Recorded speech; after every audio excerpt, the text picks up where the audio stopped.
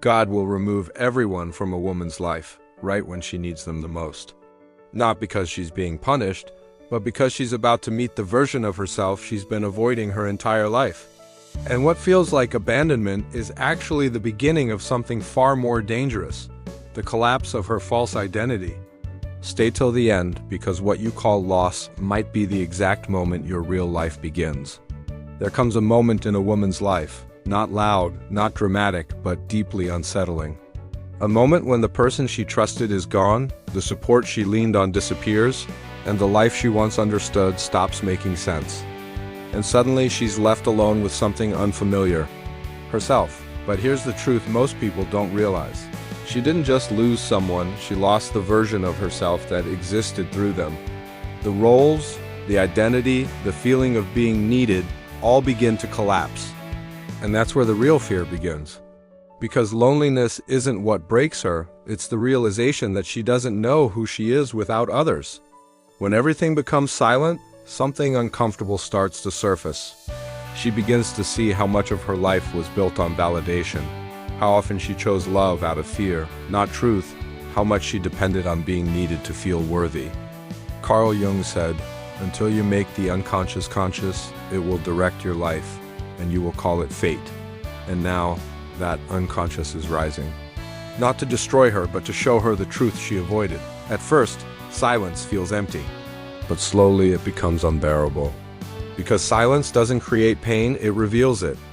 All the things she ignored, old wounds, suppressed emotions, the fear of being abandoned, they don't disappear anymore. They get louder. And for the first time in her life, she can't distract herself. And this is where most people run.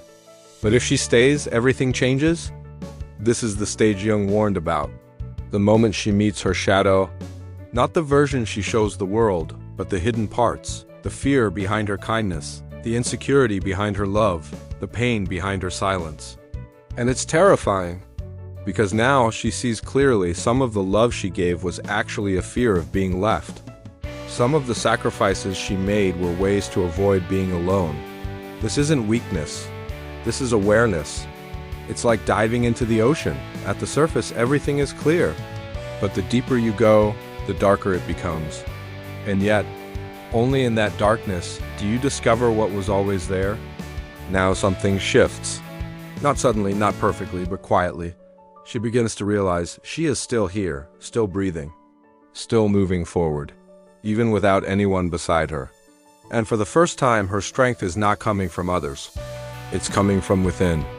She doesn't need to become stronger.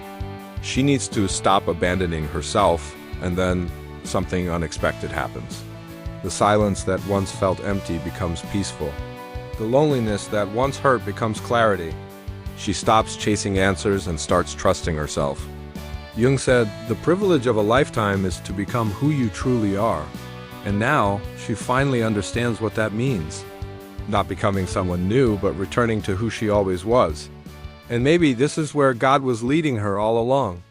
Not toward loss, but toward herself. Because when everything is taken away, there is nothing left between her and the truth.